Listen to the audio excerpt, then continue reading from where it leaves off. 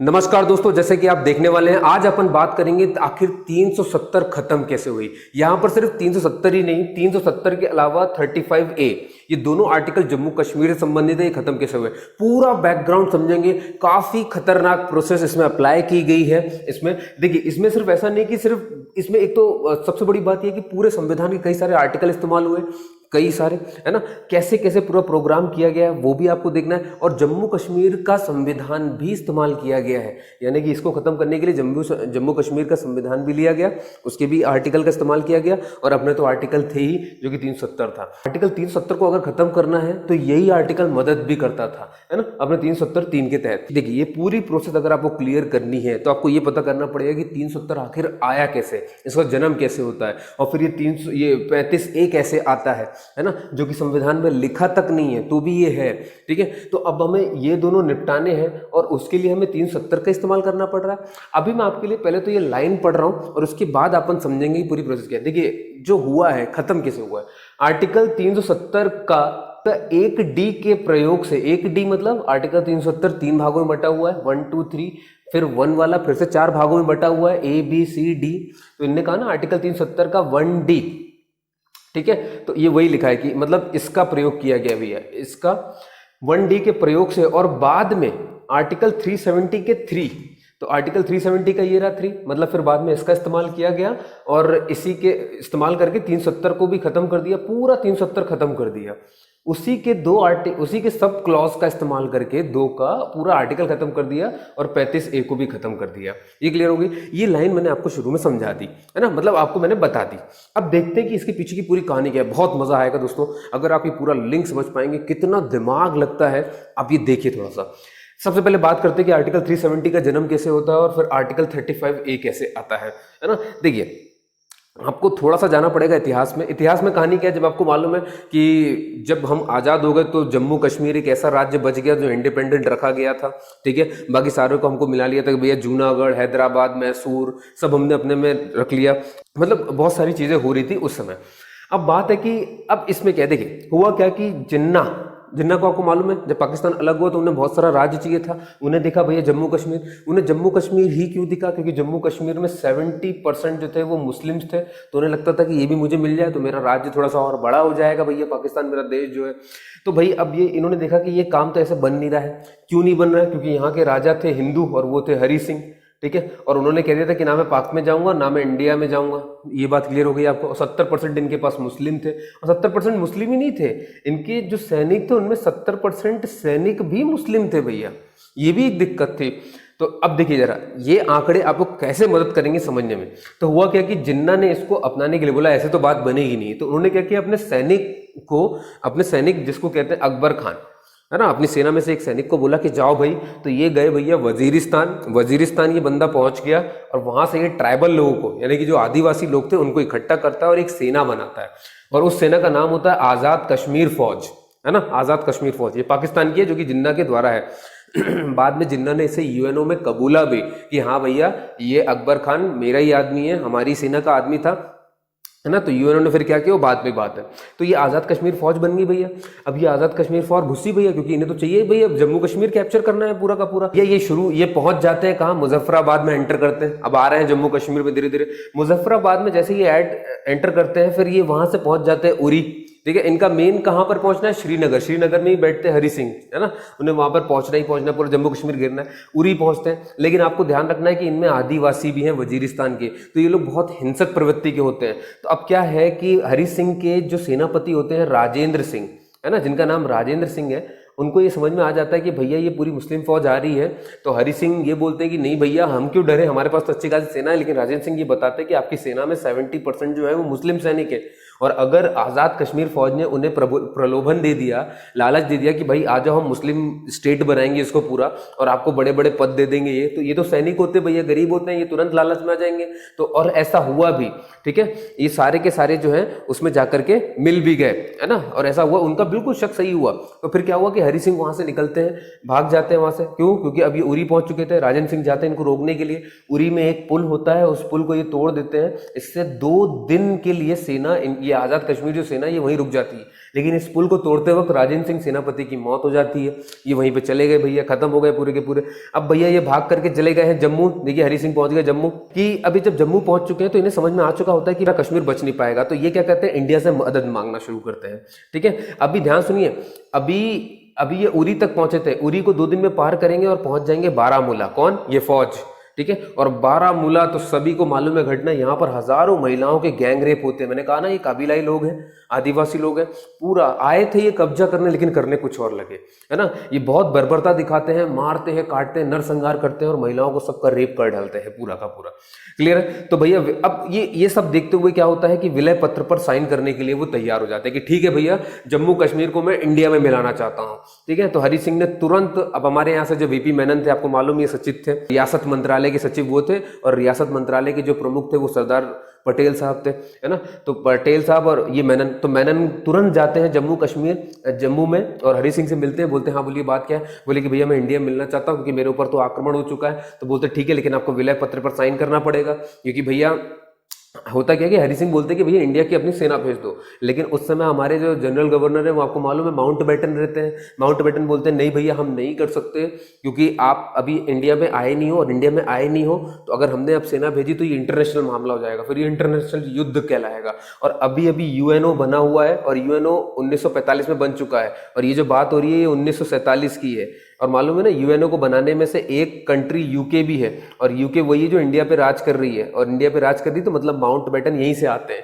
तो mount baton की अब पॉलिसी कि भैया इंटरनेशनल युद्ध नहीं लड़ना है, तो वो भैया बोल रहे थे कि हम आपको नहीं भेज सकते क्योंकि आप हमारे कंट्री में आते नहीं हो, तो इसीलिए फिर उन्हें विलय पत्र पे साइन करना पड़ता है। लेकिन विलय पत्र के ये 3 पॉइंट याद रख लो बंदो जो उसमें थे। हरि सिंह ने साइन तो किए, लेकिन उसमें ये बताया कि भैया एक मैं आपको डिफेंस दे रहा हूँ, मतलब इंडिया के पास डिफेंस रहेगा, है ना, रक्षा का मामला, जम्मू कश्मीर की रक्षा भारत देखेगा।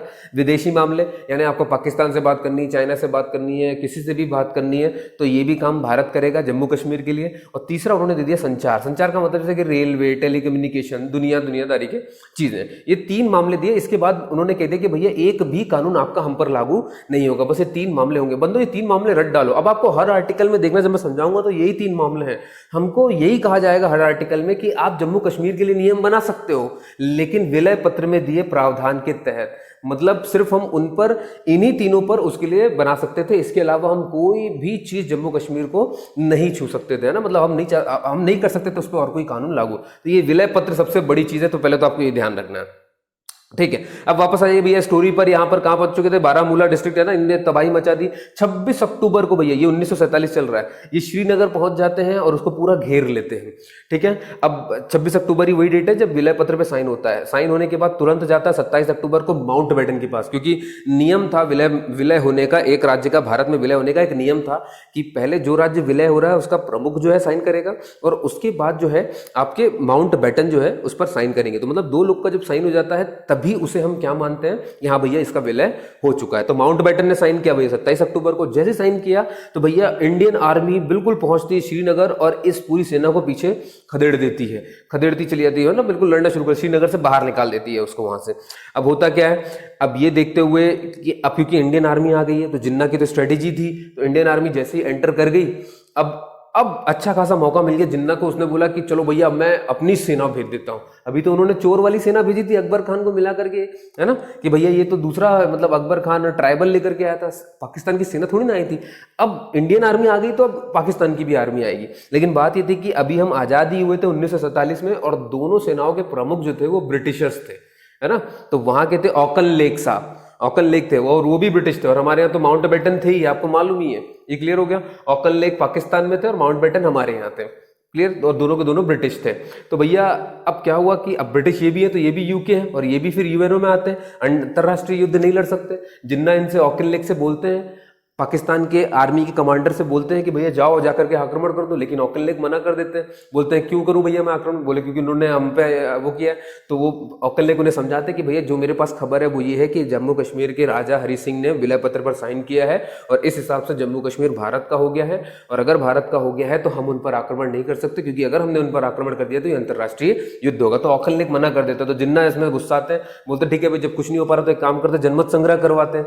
जनमत संग्रह ये देखिए, तो 1 नवंबर की वो डेट 1947 को जिसमें जिन्ना को क्या, जिन्ना ये कहते हैं कि जनमत संग्रह करवाओ, देखते हैं मतलब लोगों से वोट करवाओ कि वो पाकिस्तान में आना चाहते हैं कि वो फिर इंडिया में जाना चाहते हैं। अभी जनमत संग्रह का आइडिया कहाँ से आता है? होता क्या है कि जूनागढ़ भी जब हम बहुत सारे राज्य मिला रहे थे तो उनमें से एक जूनागढ़ भी था, है ना। जूनागढ़ की कहानी ये थी, जूनागढ़ कहाँ था भैया? गुजरात के सौराष्ट्र में, ठीक, गुजरात के सौराष्ट्र में जूनागढ़ आता है। जूनागढ़ की कहानी बिल्कुल कश्मीर से उल्टी थी।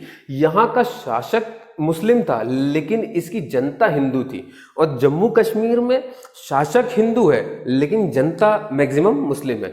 तो अब हुआ क्या, यहाँ का शासक का नाम महावत खान था।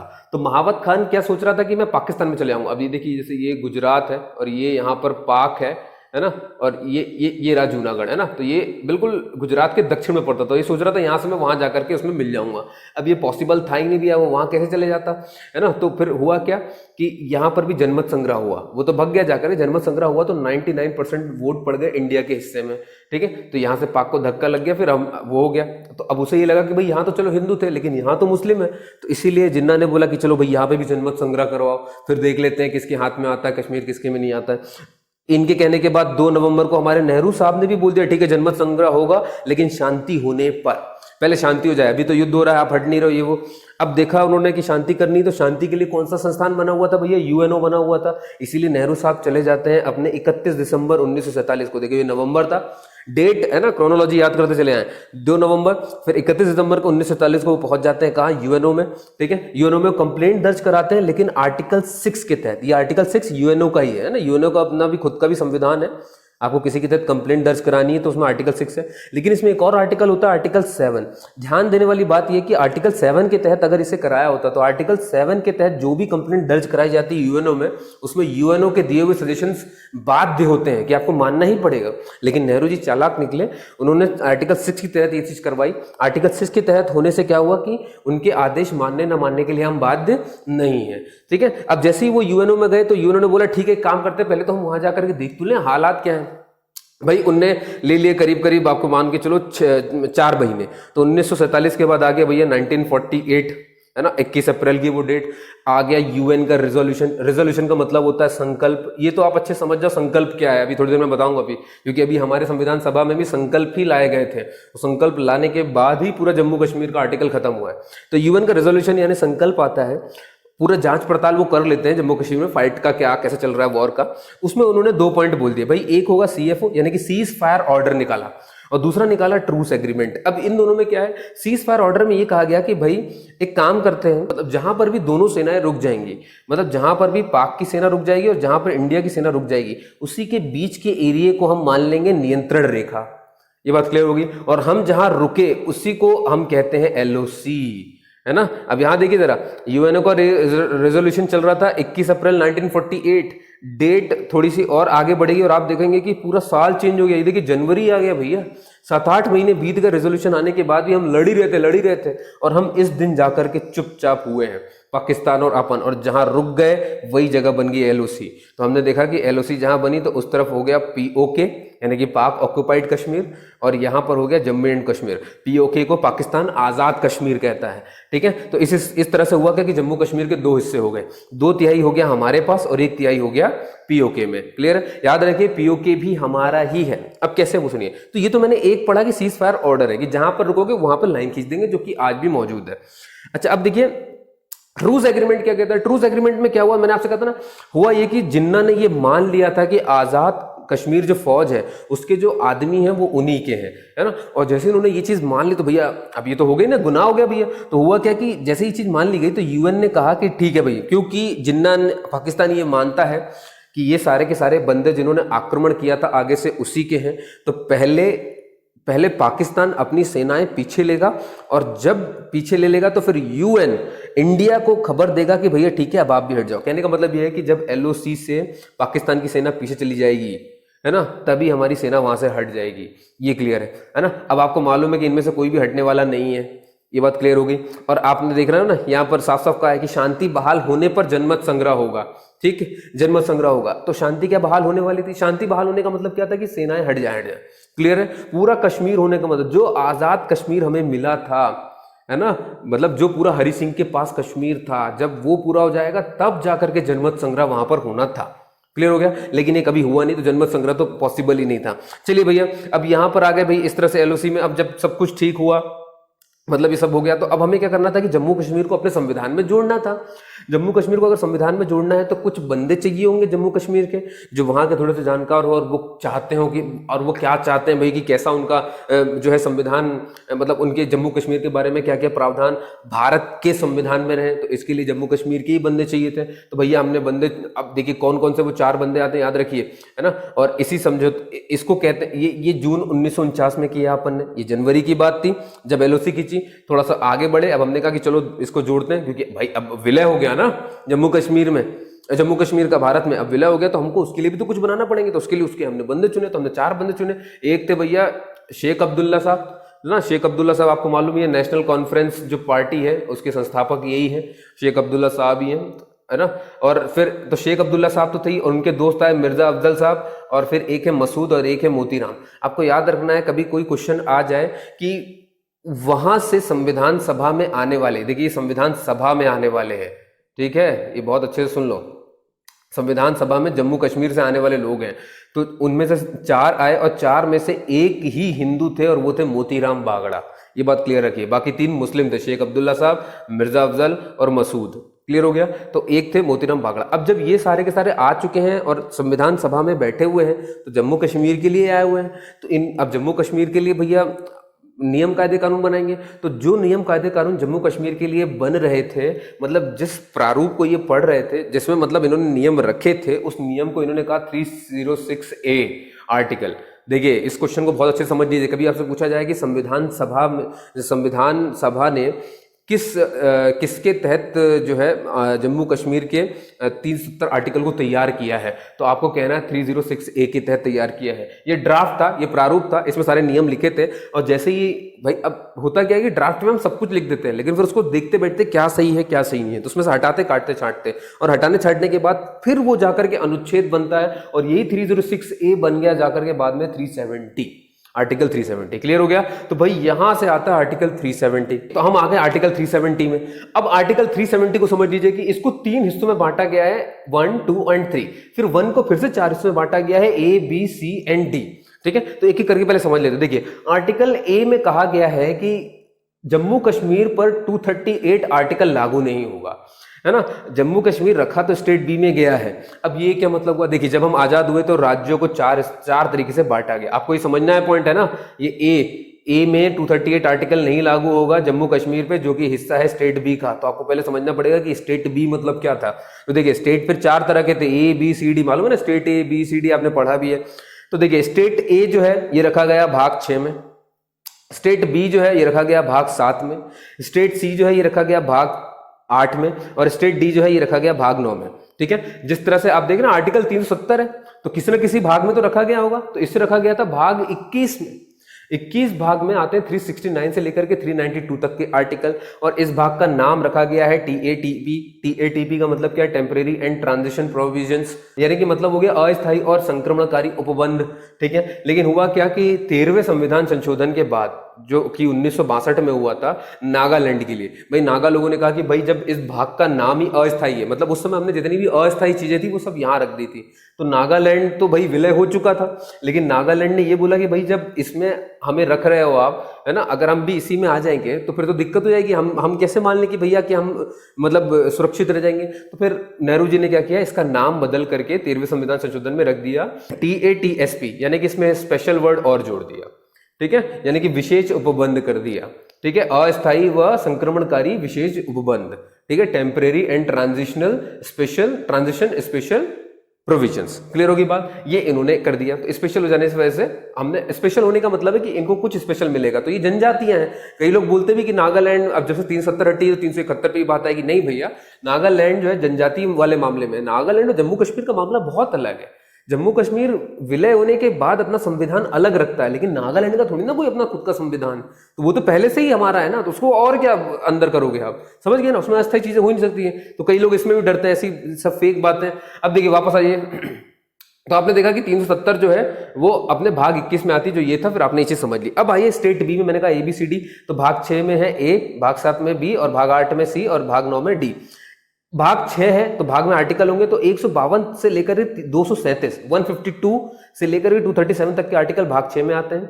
भाग 7 में सिर्फ आता है 238 आर्टिकल। भाग 8 में आता है 239 से लेकर के 242 तक के आर्टिकल, और भाग 9 में सिर्फ आता है 243 आर्टिकल। अब आखिर ये ए में और इन सब में राज्य कौन से रखे गए, तो देखिए जो स्टेट ए है उसमें वैसे राज्य रखे गए जो कि हम आजाद होने के बाद हमको अंग्रेजी सरकार ने सौंप दिए, मतलब जहां पर अंग्रेजों का बिल्कुल शुद्ध शासन था वो उन्होंने हमें दे दिए, और ये उन्होंने दिए थे हमें 1935 एक्ट के तहत। ठीक है, जिस पर भी ब्रिटिश का कब्जा था, जैसे कि यूपी, भाई आपका पंजाब, आपका बंगाल, क्लियर है, तो ये उन्होंने हमें डायरेक्ट ही दे दिया, ये वो प्रांत जो उनके अंडर में आते थे। फिर हमने आप देख रहे हैं भाग ये स्टेट बी में किसको रखा गया, स्टेट बी में उनको रखा गया जो कि स्पेशल ट्रीटमेंट मांग रहे थे। ऐसे स्पेशल ट्रीटमेंट जैसे कि हम राज्य प्रमुख रहेंगे, हम ये रहेंगे फलाना टाइम का, भाई हमको ये थोड़ा सा सेना रखने का भी मिल जाए, तो मतलब वो अपने आप को स्पेशल मान देते। और आपको मालूम है ना हैदराबाद का निजाम, ये मैसूर, और एक आता जम्मू कश्मीर। तो आप देख रहे हैं भाग बी में ही जम्मू कश्मीर रखा गया है, लेकिन उस पर आर्टिकल 238 शामिल नहीं होगा, ये बात अभी समझ जाना है आपको। ठीक है, भाग 8 में क्या है भाई, भाग सी, ये अब देखिए स्टेट सी में उनको रखा गया था जो कि जहां पर ब्रिटिश के चीफ कमिश्नर्स थे। चीफ कमिश्नर कहां थे भैया, त्रिपुरा, मणिपुर, दिल्ली, हिमाचल प्रदेश और पेप्सू क्या है, Patiala and eastern Punjab state union. Clear है, सारे के सारे पहले जो थे ये इसमें थे स्टेट सी में, है ना, इन्हें कहते थे यूनियन टेरिटरीज, ये ध्यान रखिए यूनियन टेरिटरीज कहलाते थे उस समय। फिर बाद में इनमें से सब ये राज्य जब राज्य बनते चले गए तो फिर अलग होते चले गए। क्लियर है, और भाग डी में, और सॉरी स्टेट डी में रखा गया था सिर्फ और सिर्फ अंडमान निकोबार को। ठीक है, अब हुआ क्या कि इसमें 7वां संविधान संशोधन होता है 1956 का। 7वें संविधान संशोधन में हुआ क्या कि नेहरू जी ने भैया इसमें से भाग 7 और भाग 9 गायब कर दिया, मतलब ये पूरा ये बी गायब और भाग 9 यानी कि ये डी गायब। क्लियर होगी बात, उन्होंने पूरा डिलीट कर दिया। इसलिए आप देखना संविधान पढ़ना, आपको भाग 6 के बाद सीधे भाग 8 मिलेगा, 7 गायब मिलता है ना, क्योंकि उन्होंने उसको पूरा डिलीट कर दिया। अब ध्यान सुनिए, हुआ क्या था कि आर्टिकल सीधे कहा था जम्मू कश्मीर पर आर्टिकल 238 लागू नहीं होगा। इसका मतलब अच्छा किया गया था क्योंकि जम्मू कश्मीर को हम नहीं मान रहे हैं कि वो हैदराबाद है और मैसूर है, रखा भले उनके साथ गया, जम्मू कश्मीर को हम इंडिपेंडेंट मानते हैं। ठीक है, तो उसके लिए ये सब नहीं, उसके लिए ज्यादा प्रावधान होंगे, इसलिए 238 उस पर लागू नहीं होगा। हर जगह यही लिखा मिलेगा, ये लागू नहीं, वो लागू नहीं, है ना। इसीलिए जम्मू कश्मीर मतलब ये तो पूरा खत्म, और ये खत्म हो गया तो मतलब एक का तो कोई मतलब ही नहीं रहा। क्लियर हो गया ना, जब ये पूरा भाग 7 खत्म ही हो गया तो फिर मतलब क्या। लेकिन बात है कि भाग 9 भी तो खत्म हुआ था, तो अब भाग 9 खत्म हो गया तो अब उसमें तो अंडमान निकोबार था, तो अंडमान निकोबार कहाँ है, तो उन्होंने क्या किया, जब भाग 9 खत्म किया तो अंडमान निकोबार को ठूस दिया भैया सी में। ठीक है, यानी कि सी में, तो अब आप मतलब यूनियन टेरिटरी में, यानी भाग सी में उसको डाल दिया गया था। ठीक है, तो मतलब उसको हटाते वक्त अंडमान निकोबार को वहां कर दिया। लेकिन बात है कि 243 तो जिंदा है और भाग 9 भी जिंदा है। हाँ, तो फिर एक और संविधान संशोधन होता है 73वां संविधान संशोधन, जिसमें कि भाग 9 को वापस जीवित किया जाता है, और उसमें 243 आर्टिकल था, अगर भाग 9 जीवित हो जाएगा तो 243 भी जीवित हो जाएगा, और अगर वो जीवित हो गया तो कुछ और जोड़ना पड़ेगा उसमें। तो इन्होंने इस बार जोड़ दिया उसमें पंचायती राज नगर पालिकाएं। फिर 97वें संविधान संशोधन किया और सहकारी समितियां भी उसी में जोड़ दी 243 में। क्लियर हो गई बात, तो ये संविधान संशोधन हुए थे स्टेट को लेकर के, जो आपको क्लियर हो गए हैं। ठीक है, तो आप समझ गए ना, तो एक पॉइंट को समझने के लिए आपको पूरा राज्य समझना पड़ रहा था यहाँ पर, तो ये बहुत जरूरी है। देखते चलिए ये क्या क्या हुआ है, बहुत सारी नॉलेज की जरूरत थी यहाँ पर। तो 238 खत्म, मतलब जम्मू अब जब खत्म ही हो गया है आपका पूरा भाग 7, तो फिर ये पूरा खत्म हो गया, आपको उसका कोई मतलब ही नहीं, अब कोई स्पेशल ट्रीटमेंट नहीं, मतलब यहां से। अब इसमें बी में 2 बातें हैं भैया, बी में 2 बातें कौन सी, देखिए संसद की शक्तियां जो है, संसद की शक्तियां होती है ना कानून बनाने की, तो वो अगर चाहे कि मैं जम्मू कश्मीर के लिए भैया जो है बना लूं कानून, तो अगर वो कानून बना रही है इन 3 टॉपिक पर तो ठीक बना सकती है, क्योंकि विलय पत्र पे ये तो 3 मिलेंगे। डिफेंस के मामले में बना लो आप कानून जम्मू कश्मीर के लिए, विदेशी मामले में बना लो, संचार के मामले में बना लो। लेकिन आप चाहते हो कि इनसे हट करके कोई और कानून बनाया जाए, तो और कोई कानून बनाने के लिए प्रेसिडेंट का पहले आदेश आएगा, और वो आदेश आएगा जम्मू कश्मीर राज्य के सहमति से। क्लियर होगी बात, मतलब जम्मू कश्मीर राज्य की सहमति होगी तभी, पहले सहमति होनी चाहिए और फिर राष्ट्रपति का आदेश निकलेगा, और जब राष्ट्रपति का आदेश निकल जाएगा तो फिर हमारे भारत की संसद जो है अपना बिल पेश करेगी, कानून पेश करेगी, और दोनों सभाओं से पास करके राष्ट्रपति का सिग्नेचर लेकर के जम्मू कश्मीर में वो कानून पारित होगा, ऐसा मामला है। ठीक है, तो कानून बनाना है। फिर भाग सी में आइए, भाग सी में कितना खतरनाक बात लिखी है, उनमें लिखा हुआ है कि आर्टिकल 1 और 370 के अलावा कोई मतलब इसमें लिखा है कि आर्टिकल 1 और 370, आर्टिकल 1 और आर्टिकल 370, सिर्फ यही 2 लागू होंगे जम्मू कश्मीर पर बस, मतलब ये पूरा 370 लागू होगा, ऐसा कह दिया है इसमें, कहां सी में। ठीक, फिर डी में आ जाइए। डी में ये कह दिया कि अगर आपको आर्टिकल 1 और 370 के अलावा कोई आर्टिकल लगवाना है ना, आप चाहते हो कि आपके भारत के संविधान में जितने भी आर्टिकल हैं उनमें से कोई एक आध और लागू करवाना चाहते हो और वो 1 और 370 नहीं है, तो फिर से आपको भैया जम्मू कश्मीर के राज्य से पहले सहमति लेनी पड़ेगी और फिर प्रेसिडेंट का आदेश निकलेगा और फिर वही भागा दौड़ी करनी पड़ेगी। क्लियर होगी बात? यहाँ पर जम्मू कश्मीर राज्य बहुत ध्यान से देखते जाइए, अभी थोड़ी देर में आपको समझ में आ जाएगा। और आपको मालूम है ना सबसे पहला हथियार कौन सा यूज किया है इन्होंने? 370 के 1 का डी, यानी कि आर्टिकल 101 और 370 के अलावा कुछ और लागू करना हो तो, है ना, इसके लिए किसका सहमत चाहिए भैया? जम्मू एंड कश्मीर राज्य का। ये बात क्लियर हो गई। अब देखिए 2 में इन्होंने ये लिख दिया, अपने 370 के 2 सेकंड वाले क्लॉज में लिखा हुआ है कि खुद का जम्मू कश्मीर का एक संविधान होगा, और उन्होंने ये कह दिया कि 370 का 1, ये देखिए लिखे 370 का 1 यानी ABCD में सहमति पर फाइनल डिसीजन जो लेगी वो संविधान सभा लेगी। आप देख रहे हो, मतलब अगर आपको इनमें से कुछ भी पास करना है, आप चाहते हो कि कानून बना लो, तो आप देख रहे हो जम्मू कश्मीर और राज्य का, ये जम्मू कश्मीर राज्य है, ये संविधान सभा है, बहुत मैटर करता है।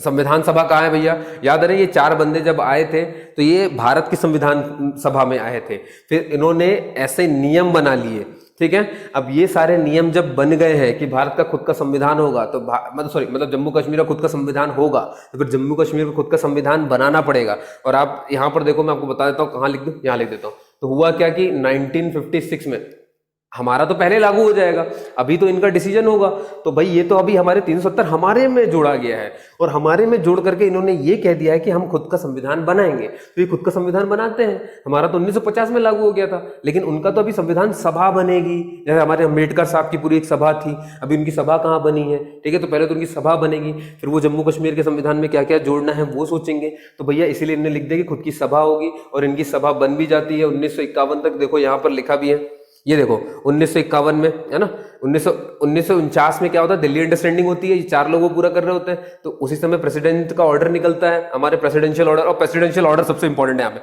प्रेसिडेंशियल ऑर्डर निकलता है, भारत की संसद जम्मू एंड कश्मीर के लिए क्या क्या कर सकती है इस पर बात होती है, लेकिन वो क्या क्या कर सकती है वो सिर्फ विलय पत्र के अनुसार है, मतलब सिर्फ यही 3 कर सकती है, क्या क्या तो जबरन बोल देते हैं, यही 3 कर सकती है। तो भाई प्रेसिडेंट का ऑर्डर निकलता है, और वहां पर भी क्योंकि ये बात कह दी गई थी खुद का संविधान होगा, तो भाई 1951 में जम्मू कश्मीर का संविधान सभा बन जाती है, ठीक है। संविधान सभा बन गई, और याद रखिए कि 1956 में, है ना, जम्मू एंड कश्मीर का जो है संविधान बन जाता है, और जब संविधान बन जाता है तो संविधान सभा खत्म हो जाती है ना। तो अगले ही साल 1957 में संविधान सभा खत्म, उसने बना दिया, तो अब वो खत्म हो गई।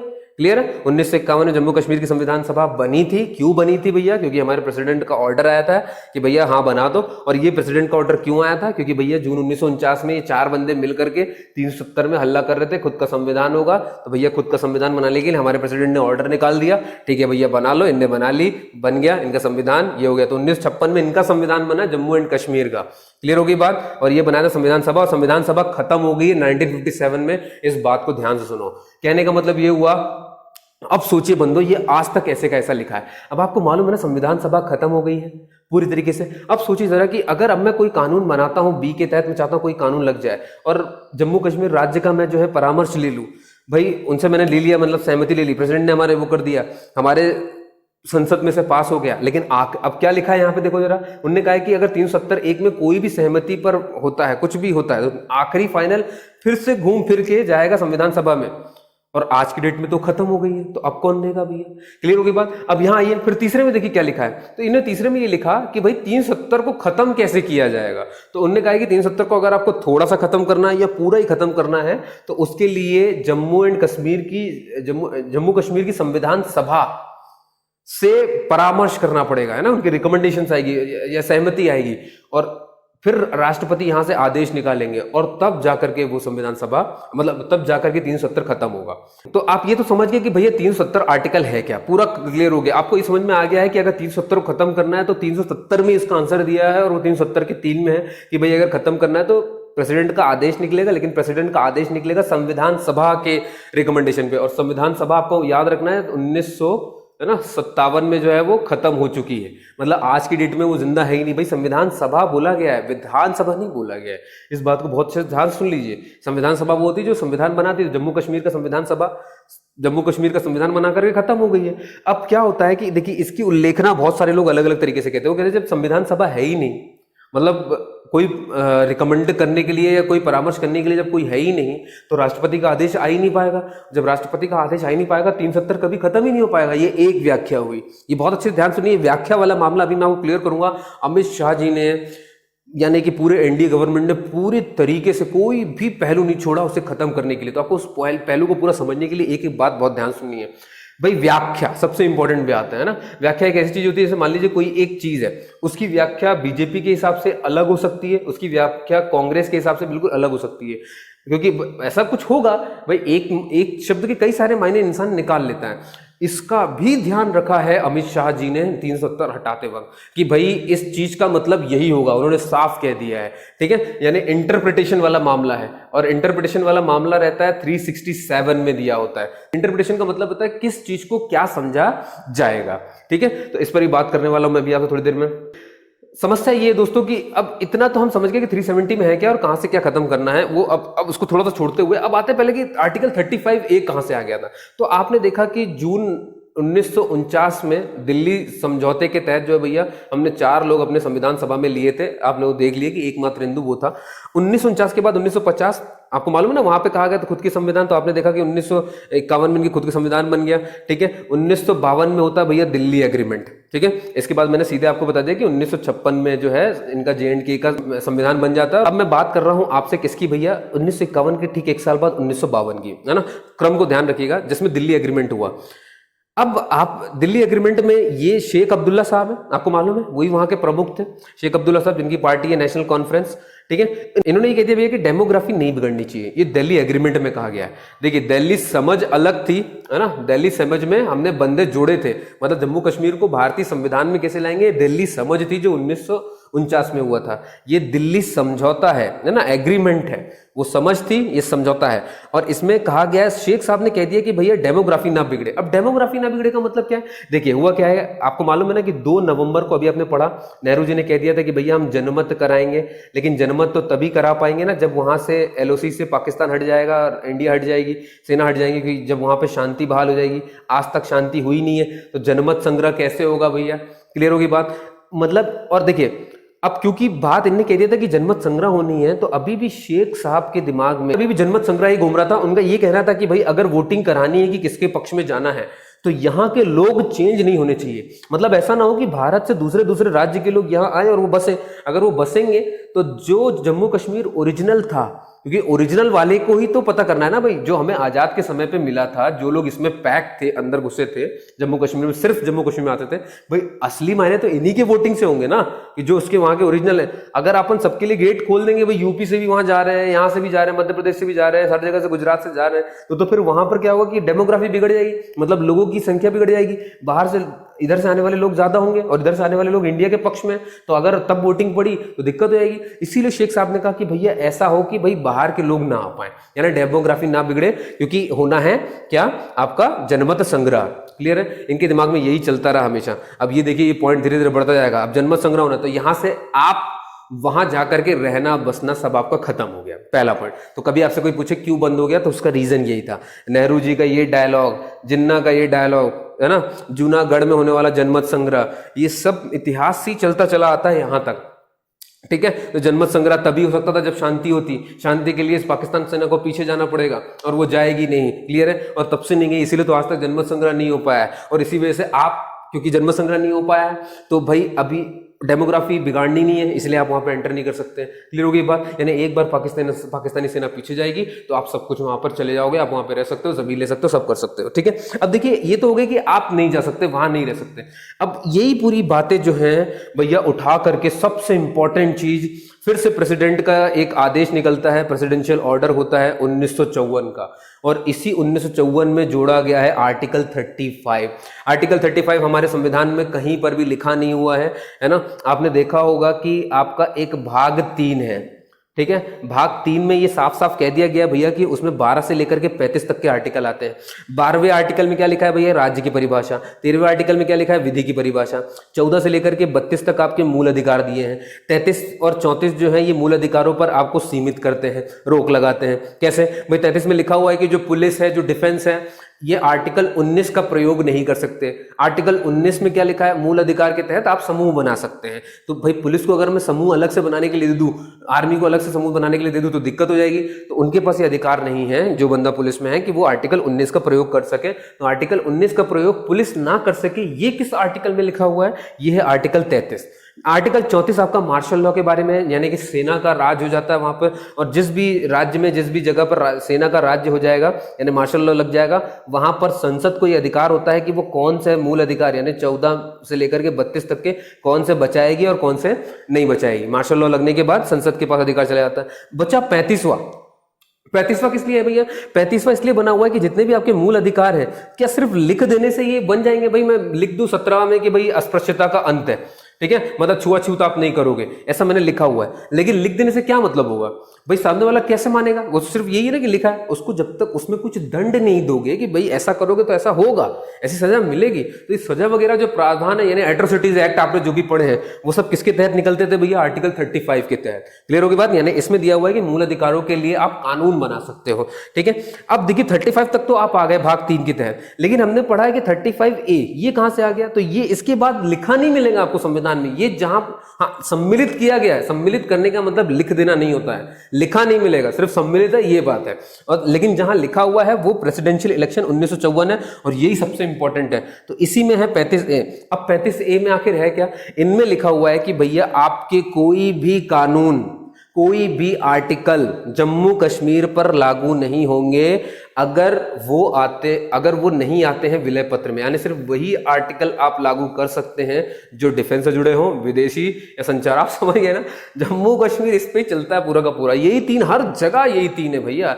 जहां जहां प्रावधान लिख दूं, विलय पत्र लिख दूं, समझ जाओ 3 की बात है। तो इसमें भी वही बकवास लिख दी गई, जो नहीं लिखा है विलय पत्र में आप उसको अप्लाई नहीं कर सकते जम्मू कश्मीर में, ये बात इनने कह दी। दूसरी बात इनने कह दी, शेख अब्दुल्ला साहब ने कह दिया था भैया कि जो है गवर्नमेंट ऑफ इंडिया को कोई डेमोग्राफी नहीं बिगड़े, तो वो भी बात इसमें लिखी थी कि कौन यहाँ का परमानेंट रेसिडेंट है ना, स्थायी नागरिक होगा, ये डिसाइड करने का अधिकार जम्मू कश्मीर सरकार को होगी, ठीक है। जम्मू कश्मीर सरकार ही बताएगी कि कौन यहाँ का स्थायी नागरिक है, और जो यहाँ का स्थायी नागरिक होगा उसी को विशेष उपबंध मिलेंगे, विशेष चीजें दी जाएंगी, जैसे कि वही जमीन खरीद सकते हैं, वही वहां पे नौकरी कर सकते हैं। अब देखिए इसी में आता है स्त्री वाला मामला भी। स्त्री को क्यों पकड़ लिया भैया इसमें? देखिए हुआ ये कि भाई मान लो कि स्त्री अगर किसी और राज्य में शादी कर लेगी तो फिर उसके बच्चे होंगे, और फिर वो बच्चे, अब क्योंकि माँ तो यहीं से जुड़ी हुई है, ठीक है, तो फिर अगर वो बच्चे मान लो यहाँ भारत के किसी राज्य से हैं और मान लो बाई चांस वो दूसरे हुए, है ना, लव जिहाद टाइप हो गया, भाई हिंदू हुए तो भाई डेमोग्राफी बिगड़ गई, क्लियर हो गई बात। फिर हिंदू अगर हो गए वो, तो फिर वो भारत के पक्ष में ही वोट देने वाले। तो ये सब सोचते हुए भी महिलाओं को बिल्कुल त्रस्त कर दिया भैया, है ना, वो बेचारी खुल करके कुछ भी नहीं कर पाई वहां पर, है ना। स्त्रियों के लिए पूरी तरीके से पाबंदी लगा दी गई थी। वो बात अलग है कि 2002 के हाई कोर्ट के मामले में फिर उनको थोड़ी सी छूट दी गई कि भाई ऐसा नहीं होगा, है ना, जेंडर डिस्क्रिमिनेशन नहीं करोगे आप, ऐसा करके। इसीलिए आप वहां जाकर, इसीलिए उनकी महिलाएं बेचारी, आप शादी नहीं कर सकते ये वो, क्योंकि अगर शादी कर लेंगे तो उनके लिए दंड था उस समय तक, और वो ये था कि भाई फिर आप जम्मू कश्मीर के नागरिक नहीं रहे, स्थायी नागरिक का सारे आपके जो हक है वो छीन लिए जाएंगे, फिर आपके बच्चों को भी नहीं मिलेगी, आपके पैतृक संपत्ति भी आपको, मतलब उसमें से भी कोई हक नहीं मिलेगा। इतनी सारी चीजें इनके साथ कर दी गई थी, समझ पा रहे हो आप, है ना। इसी वजह से ना आप वहां जा सकते थे, ना वहां बस सकते थे, कुछ नहीं कर सकते थे, ठीक है। डेमोग्राफी ना बिगड़े, बस इनके दिमाग में वही रह गया इतने सालों से भी। अब क्योंकि हम समझ चुके हैं कि भैया क्या था आर्टिकल 35A और क्या है आर्टिकल 370, अब इसको पूरा समझने के लिए अब आपको समझना पड़ेगा जम्मू कश्मीर में कैसे इस चीज को खत्म किया गया है ना। अब उस पर आ जाते हैं सीधे। देखिए सबसे पहली बात तो ये आज की तैयारी नहीं है, ये एक आध साल की तैयारी है। एक आध साल की तैयारी कैसे समझ में आती है वो ऐसे देखिए। हुआ क्या, आपको मालूम है ना कि जम्मू कश्मीर में इलेक्शन हुए। इलेक्शन जब हुए तो PDP, NC और BJP, क्लियर है, ये 3 पार्टियां थी वहां पर। हुआ क्या कि BJP को इतनी सीट्स मिल गई कि इनके पास अच्छी खासी सीट आ गई थी। इतनी सीट आ गई थी कि बीजेपी के मदद के बिना ना NC सरकार बना सकती थी, ना PDP सरकार बना सकती थी। अब आप बोलेंगे सर ये तो बना सकते थे, लेकिन ये दोनों एक दूसरे के धुर विरोधी, इसलिए साथ में बनाना नहीं चाहते थे। तो हुआ क्या कि PDP ने अंततः बीजेपी के साथ सुलह की और भैया सोचा कि चलो सरकार बनाएंगे, ठीक, सरकार बनाएंगे। लेकिन हुआ क्या कि इन्होंने भी थोड़े दिनों के बाद, बीजेपी ने तो समर्थन दिया PDP का, लेकिन फिर बीजेपी ने अपना समर्थन खींच लिया, अब कुछ नहीं है, ठीक है। और तब से लेकर के वहां पर बिल्कुल मतलब कोई सरकार बनी नहीं पा रही है। जब सरकार नहीं बनी तो हमारे राष्ट्रपति जी ने एक राज्यपाल वहां पर भेजे, है ना। अब ये देखिए यहाँ से कहानी शुरू होती है, बहुत अच्छे सुनते जाइए। राज्यपाल शुरू जाते हैं वहां पे, और जिनका नाम है सत्यपाल मलिक, आपने इनका नाम सुना भी है ना। सत्यपाल मलिक वहां पर जाते हैं, ठीक। वहां की सारी स्थितियों को देखते हैं कि सरकार बन सकती है कि नहीं बन सकती है। जब वो नहीं बन सकती है तो वो क्या करते हैं कि 20 जून 2018 को पत्र लिख देते हैं भैया, किसको, हमारे प्रेसिडेंट ऑफ इंडिया को, हमारे राष्ट्रपति को पत्र लिख देते हैं। बोलते हैं कि यहाँ पर स्थिति ऐसी है कि सरकार नहीं बन सकती है, इसीलिए मैं जम्मू एंड कश्मीर के आर्टिकल 92 का इस्तेमाल करता हूँ। आर्टिकल 92 में ये लिखा हुआ है कि अगर सरकार ना बन पाए तो उस समय राज्यपाल शासन चलाता है उस समय तक, और वो शासन राज्यपाल के हाथ में होता है, और वो करीब करीब 6 माह तक होता है, ठीक है। यानी 6 महीने तक शासन रहेगा, लेकिन 6 महीने के बाद एक्सटेंड नहीं हो सकता है। ये ध्यान सुनिए, जम्मू कश्मीर का यही आर्टिकल सबसे इंपॉर्टेंट है, 92 वाला। इसमें कहा गया है कि 6 महीने तक राज्यपाल का शासन रहेगा अगर वहां पर सरकार नहीं बन पाती तो, लेकिन इसके बाद एक्सटेंड नहीं हो सकता है। कोई बात नहीं भैया, चला बढ़िया। अब आती है 19 दिसंबर, है ना। 6 महीने होने ही वाले थे और उसके ठीक एक दिन पहले, है ना, 19 दिसंबर 2018, ये देखिए 20 हो जाती तो 6 हो जाते, 6 महीने। फिर 19 दिसंबर 2018 को फिर से हमारे सत्यपाल मलिक जी ने एक पत्र लिखा, है ना, फिर से रिपोर्ट दी, मतलब हमारे प्रेसिडेंट ऑफ इंडिया को, और कहा कि देखिए अभी भी कोई आसार नहीं है, 6 महीने होने वाले हैं, और क्योंकि आर्टिकल 92 के तहत मैं अपना कार्यकाल एक्सटेंड नहीं कर सकता हूं, तो आपसे मैं अनुरोध करता हूं कि आप आर्टिकल 356 यहां पर लागू कर दिए। 356 का मतलब होता है राष्ट्रपति शासन, है ना। राष्ट्रपति शासन लगने का मतलब भी होता है कि अब इन्हीं का प्रतिनिधि वहां पर राज चलाएगा, और वो अगेन कौन से होंगे, कौन होंगे, सत्यपाल मलिक। अब इसकी खास बात क्या है, देखिए 356 की। 356 यानी राष्ट्रपति शासन जब भी किसी राज्य में लग जाता है, इसका मतलब ये होता है कि वहां की जो विधानसभा होती है उसके सारे कार्य जो है वो संसद करने लगती है, कर सकेगी, है ना, ऐसा लिखा गया है, संसद कर सकेगी। यानी कि जम्मू एंड कश्मीर के सारे कार्य कौन कर सकता है भैया, संसद। कौन सी संसद, भारत की संसद।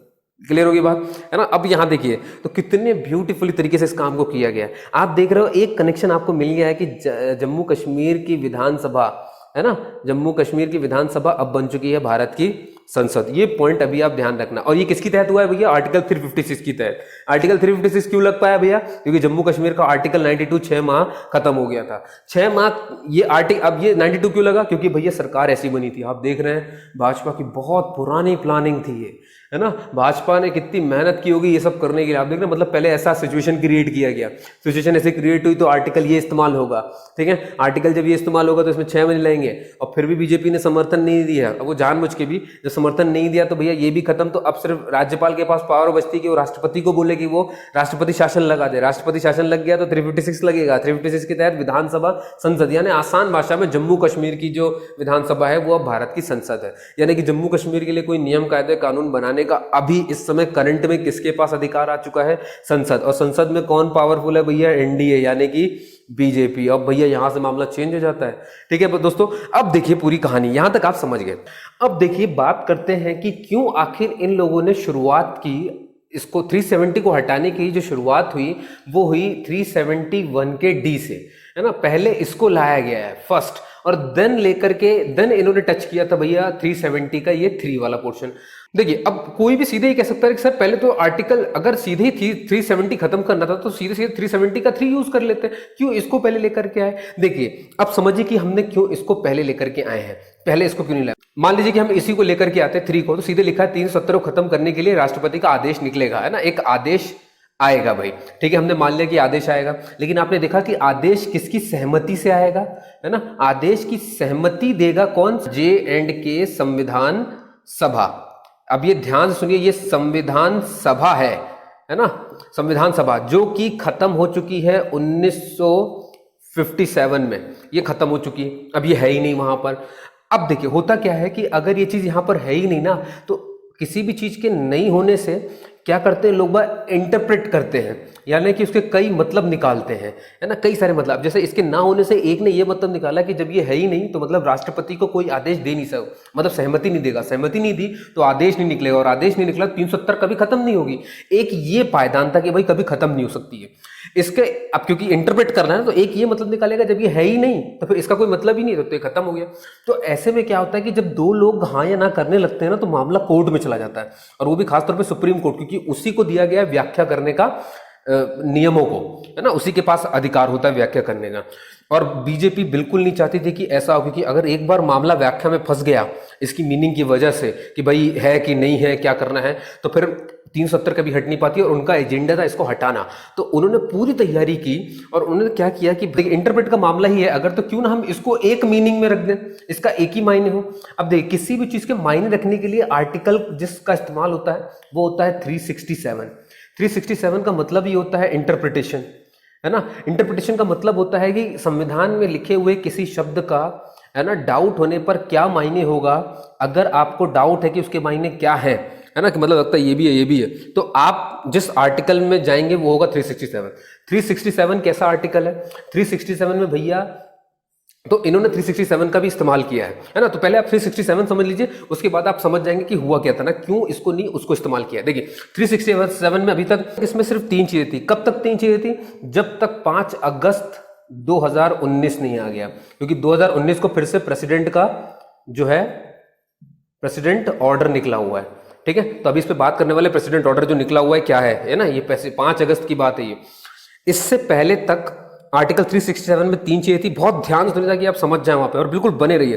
पहले में लिखा हुआ था भैया जनरल क्लॉज एक्ट।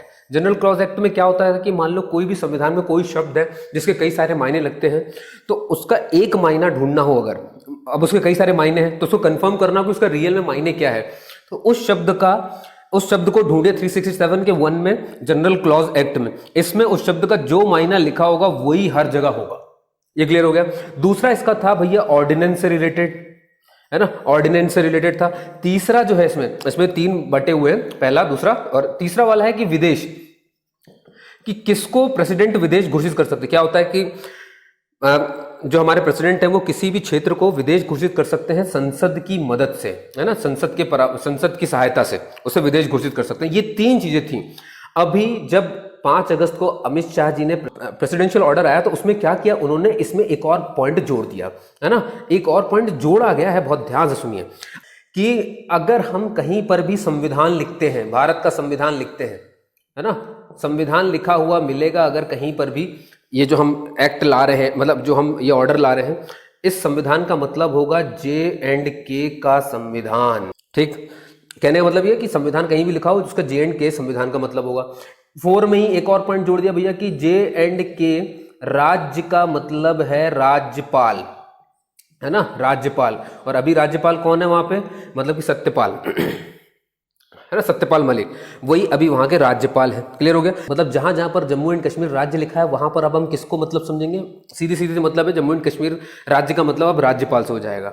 और तीसरा पॉइंट इसमें सबसे शानदार जो जोड़ा गया है वो ये है कि जम्मू एंड कश्मीर की संविधान सभा, है ना, का मतलब होगा जम्मू एंड कश्मीर की विधानसभा।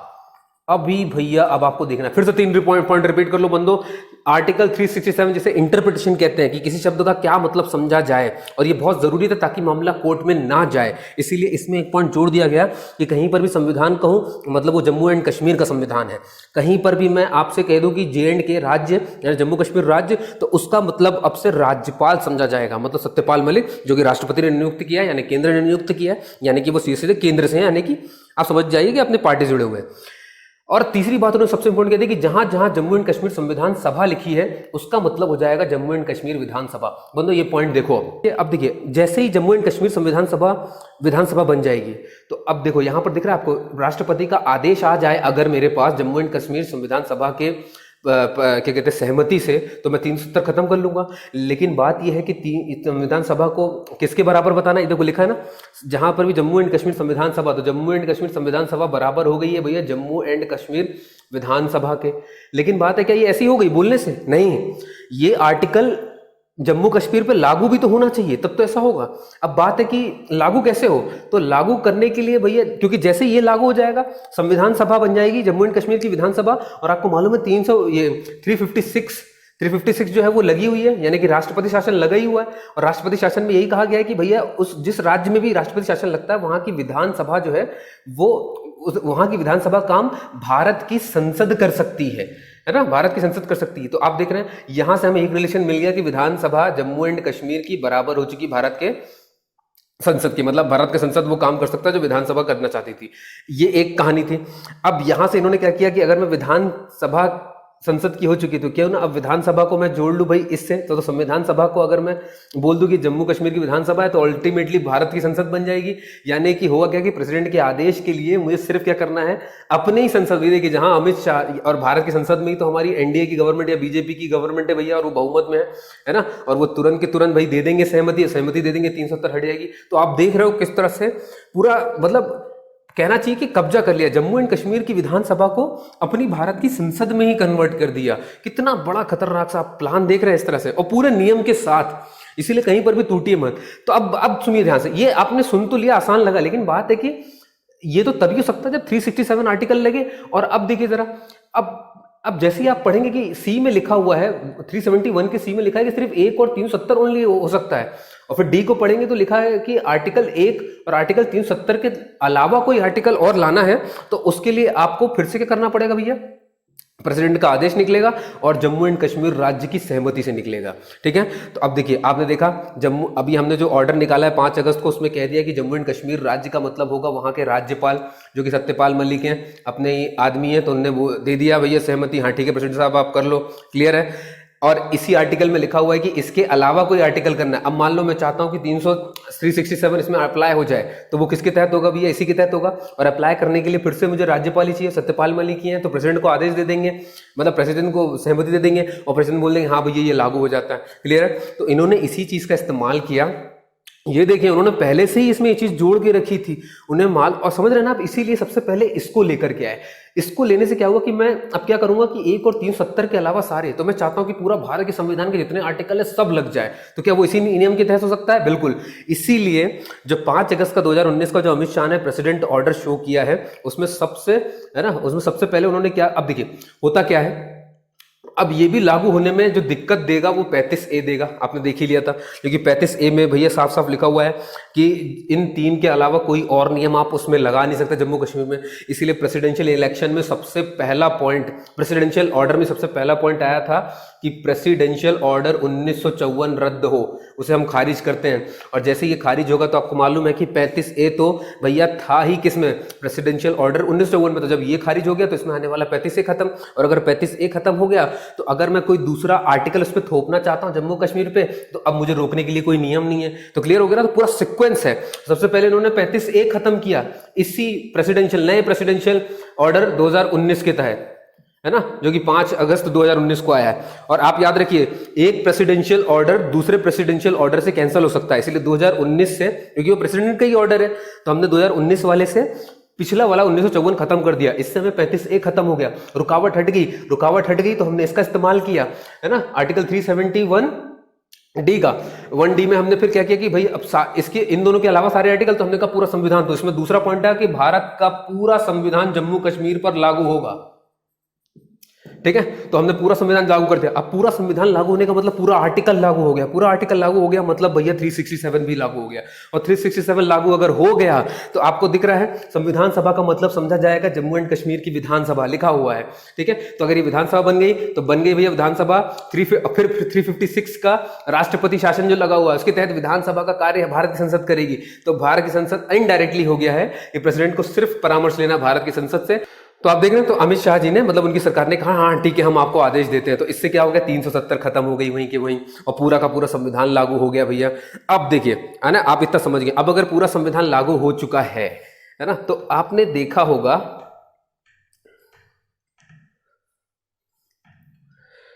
अब देखिए अगर पूरा संविधान लागू हो चुका है, 370 खत्म हो गया इसी की सहायता से, है ना, ये हो गया। तो इनने क्या किए, रेजोल्यूशंस पेश किए। अब रेजोल्यूशन किस मामले है भैया, कि भाई राज्य का पुनर्गठन करना है। अब देखिए अगर पूरा संविधान लागू हो गया तो हर आर्टिकल लागू हो गया। अब राज्यों का पुनर्गठन करना हो, है ना, पुनर्गठन अगर करना होता है तो उसके लिए आर्टिकल 3 देना होता है। तो आप क्लियर हो गए। अब हम राज्य जम्मू एंड कश्मीर राज्य का पुनर्गठन भी कर सकते हैं। तो भाई जैसे ही पूरा आर्टिकल लागू हुआ, 370 खत्म हो गया, तो 3 भी इसमें आ गया। अब जब 3 में आ गया तो 3 में कहा गया राज्यों का पुनर्गठन करिए, यानी कि आप राज्यों को तोड़ मरोड़, छोटा बड़ा जितना चाहे उतना कर सकते हैं उसमें ये सब दिया होता है। लेकिन बात यह है कि एक 5वां संविधान संशोधन हुआ था, है ना, संविधान संशोधन हुआ था, और उसमें आर्टिकल 3 में एक परंतु जोड़ दिया गया है। ये बहुत ध्यान सुनिए। कहने का मतलब कि आप राज्यों का पुनर्गठन तो कर सकते हैं, परंतु आपको उस राज्य के विधानमंडल से राय लेनी होगी। अब विधानमंडल का होता है विधानसभा, है ना, ये जो भी है वहां पर उस हिसाब से काम करता है। तो अब जम्मू कश्मीर की राज्य का पुनर्गठन कर रहे हैं तो भैया हमें किसकी परामर्श लेनी पड़ेगी? फिर से जम्मू एंड कश्मीर की विधानसभा से। और आपको अब समझ में आ गया होगा जम्मू एंड कश्मीर की विधानसभा तो अगेन कौन सी है अभी, क्योंकि 356 लगी हुई है राष्ट्रपति शासन, उस हिसाब से विधानसभा अभी फिर से संसद है। तो आप देख रहे हैं घूम फिर के सारे मामले संसद में आ रहा है और फिर से यहीं पर तो पूरी सरकार बैठी है हमारी, ठीक है। तो उन्होंने कहा कि ठीक है हम ये रेजोल्यूशन पास करते हैं। देखिए रेजोल्यूशन का मतलब होता है संकल्प, है ना। राष्ट्रपति के आदेश, कभी आपको ये डाउट हो जाएगा सर राष्ट्रपति के आदेश को क्या लोकसभा राज्यसभा उसमें नहीं लाना पड़ता है? नहीं, आदेश को राष्ट्रपति के नहीं लाना पड़ता है, लेकिन रेजोल्यूशन को लाना पड़ता है। इसे लोकसभा में पेश किया जाएगा, राज्यसभा में पेश किया जाएगा और फिर राष्ट्रपति के पास वापस से जाएगा। तो कहने का मतलब क्या है भैया? तो रेजोल्यूशन, हाँ, लेकिन ये क्या है, इसमें वोटिंग होती है। वोटिंग का मतलब इसमें यस और नो होता है, ठीक है। और ये सब आदेश में नहीं होता, इसलिए आदेश निकल सकता है लेकिन रेजोल्यूशन को पूरा पास करवाना पड़ता है। तो रेजोल्यूशन आ गया, संकल्प आ गया। इसमें राज्य पुनर्गठन आयोग का था एक, है ना, तो इसमें कहा गया था। अब देखिए राज्य पुनर्गठन आयोग का भी ये संकल्प आया है। राज्य पुनर्गठन आयोग का बिल अलग से आएगा। इसका मतलब क्या हुआ कि अगर हम इंडिया के किसी भी राज्य में चाहते हैं कि उसमें कुछ भी हेर फेर हो, है ना, तो उस राज्य से पहले पूछना, तो उससे हेर फेर के लिए एक बिल बनाना पड़ेगा। तो बिल को संसद में पेश करने से पहले उस राज्य से इसी परंतु के तहत पहले राय ली जाती कि भैया क्या हम ऐसा कर दें, ठीक है। अब ये, और फिर ये राज्य नहीं, उसका विधानमंडल बोलेगा, मतलब समझ रहे हो आप, सब वहां पर बोलेंगे, राय दे देंगे, तब जाकर के प्रेसिडेंट फिर बोलेंगे हाँ भैया बिल तुम पेश करो और शुरू कर दो। मतलब अभी बिल लाने के लिए कि J&K में क्या क्या बदलाव होंगे, उससे पहले हमें उस राज्य से सहमति लेनी पड़ेगी, क्योंकि आर्टिकल 3 का परंतु यही कहता है। तो अब इस आर्टिकल की भी पूर्ति करनी थी, है ना, अमित शाह जी को। तो भैया उनने क्या किया, देखिए यहाँ पर जरा विधानसभा, इसीलिए तो विधानसभा को पहले ही बना लिया था अपना संसद। तो संसद ही अब जम्मू कश्मीर की विधानसभा है। तो इसने बोल दिया हाँ ठीक है हम आपको राय देते हैं, आप ऐसा कर लीजिए। जैसे ही राय मिली तो जम्मू एंड कश्मीर का राज्य पुनर्गठन का जो बिल है आपके लोकसभा में भी पेश हुआ, राज्यसभा में पेश हुआ और फिर प्रेसिडेंट के इसमें हस्ताक्षर भी हो गए, ठीक है। अब इस बिल में जम्मू एंड कश्मीर के लिए क्या क्या किया गया अब वो भी सुन लीजिए। अब इन्होंने ये कह दिया भैया कि जम्मू एंड कश्मीर, है ना, अब इसको 2 यूनियन टेरिटरीज में बांटा जाएगा। तो एक बन गया भैया लद्दाख और एक आपने देखा है, तो एक बन गया लद्दाख और एक बन गया भैया जम्मू एंड कश्मीर। ये बात क्लियर हो गई आपको। लद्दाख को यूनियन टेरिटरी बनाया, इसको भी यूनियन टेरिटरी बनाया, लेकिन ये वाली जो है ये वाली नॉर्मल है ना, नॉर्मल यूनियन टेरिटरी। जैसे कि अभी इससे पहले हमारे पास 7 यूनियन टेरिटरीज थी। 7 यूनियन टेरिटरीज में से 2, है ना, और ये रहा 5 और 2, तो 5 वाली जो है वो नॉर्मल यूनियन टेरिटरीज है, इसको मैं तो समझा रहा हूँ। और ये वाली नॉर्मल नहीं है, ये वाली यूनियन टेरिटरीज ऐसी हैं जिनमें विधानसभा भी है ना, इनकी विधानसभा है। और ये कौन कौन सी है भैया? एक दिल्ली और एक आपका पौंडीचेरी। क्लियर है? ये भी दोनों यूनियन टेरिटरीज ही हैं, लेकिन इन दोनों में विधानसभा आती है, इसीलिए ये नॉर्मल यूनियन टेरिटरीज नहीं है। लेकिन 5 वाले में कोई भी विधानसभा नहीं है। क्लियर होगी बात? विधानसभा नहीं होती है। तो अब होता क्या है, तो अब ये किस में रखा गया? लद्दाख को रखा गया नॉर्मल यूनियन टेरिटरीज में। नॉर्मल वाली कौन सी थी भैया? ये 5, ठीक है, जिनमें विधानसभा नहीं होगी। तो मतलब लद्दाख में विधानसभा नहीं होगी। क्लियर है? लेकिन जम्मू कश्मीर को रखा गया है पौंडीचेरी वाले मामले में, और पौंडीचेरी में क्या रखा गया भैया? विधानसभा है ना, तो इसके पास जो है विधानसभा होगी। क्लियर? अब अगर इसके पास विधानसभा है तो आपको मालूम ही है कि राज्यसभा में, अच्छा यहाँ पर जो सीटें हैं यहाँ पर लोकसभा की सीटें भी हैं और यहाँ पर राज्यसभा की भी सीटें हैं, ठीक। लोकसभा की 5 सीटें हैं, राज्यसभा की 4 सीटें हैं। और यहाँ पर भैया, यहाँ पर राज्यसभा की भी सीटें नहीं है लेकिन लोकसभा की सीट है और वो भी 1 है, ये ध्यान रखो। अब ऐसा क्यों हुआ? जब देखिए राज्यसभा में जो भी चुन के जाते हैं वो सारे के सारे विधानसभा से ही जाते हैं। तो जब लद्दाख में विधानसभा ही नहीं है तो राज्यसभा से कौन जा सकता है वहाँ, है ना, तो कोई नहीं। तो इसलिए जब एक नहीं तो दूसरा भी नहीं, और यहाँ पर ये हो गया।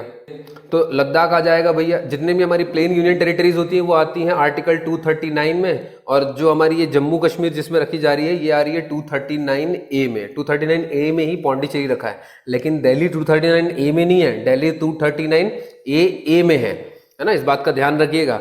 तो जम्मू एंड कश्मीर को जिसके साथ रखा गया है, ध्यान सुनिए, दोनों में विधानसभा है, लेकिन दिल्ली आता है 239AA में, पौंडीचेरी आता है 239A में, और इसी 239 में अब जम्मू कश्मीर को भी रख दिया गया है। मतलब जैसा पौंडीचेरी का है बिल्कुल वैसा ही जम्मू कश्मीर का है। तो ये मत कंफ्यूज हो जाना कि दिल्ली के साथ आता है ना 239A में, ऑप्शन में आ जाए कभी जम्मू एंड कश्मीर किस में आता है तो आपको पौंडीचेरी के साथ 239A में मार्क करना है। दोस्तों आपने ये देखा कि किस तरह से ये पूरा विभाजन हुआ, तो आप देख रहे हो कितना बड़ा प्लान है।